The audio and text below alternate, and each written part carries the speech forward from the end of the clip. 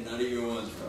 But I still love him, bro. See. Let's talk about that. You know what he said? He said, I don't. In the flesh, the first thing that people see that the world don't love you on a T-shirt is, oh man, that's mean. Like I was in a Lowe's, I was walking around, the lady was like, oh, your shirt is real mean. How can you wear that? What do you mean, how can I wear that? The world don't love you. You're telling kids the world don't love you. The world don't love you.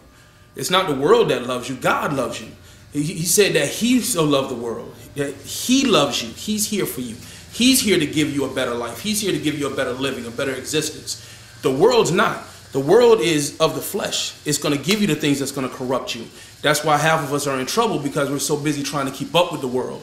Instead of sitting back, reading the word, letting the word is bread. It fills you. You can live on the word. You can live off of that.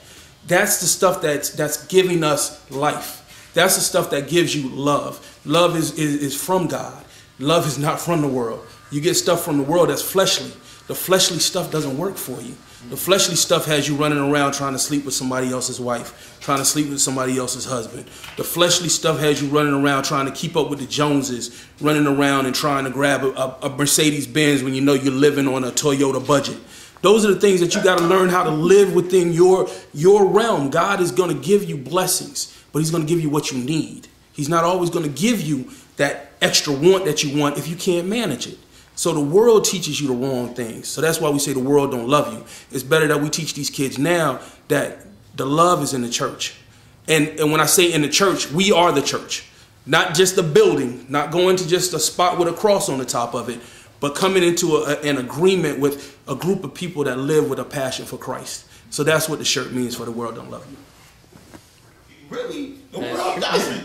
And I mean, yeah, we can love the people of the world. I'm not saying that, because a lot of people look at the shirt too and say it's, it's self-hate or whatever the case may be, or suicidal. But no, what we're saying is that, don't get caught up in this world. That we live here, we're a part of this world, but know that if you're a Christian, if you're a believer, it's something beyond this. And that's really what, the shirt is all about. As Chris was saying, don't get caught up in this world, because it's not about that. And once we understand that, once you have a true relationship with God, then you're open and you understand more so what the shirt says. Now, I'm not saying don't get our shirt, because I'm telling you it's info. No, get it. But at the same time, understand what you're wearing, and that's just what we want, you to get into your psyche and understand that the world, they didn't love Christ. You saw how they switched out on him. I mean, I'm saying saw because a lot of you have seen the movies.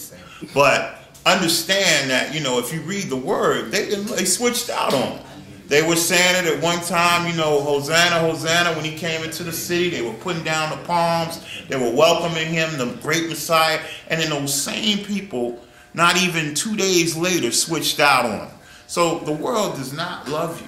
And that's what it's all about. Rooted. And swagger, to me, as I keep hearing this, just means more of this, that you're rooted in the word, because you take time as a disciple and you study. Exactly. But you still got your swagger that you can live in the world even though you don't have to be of the world.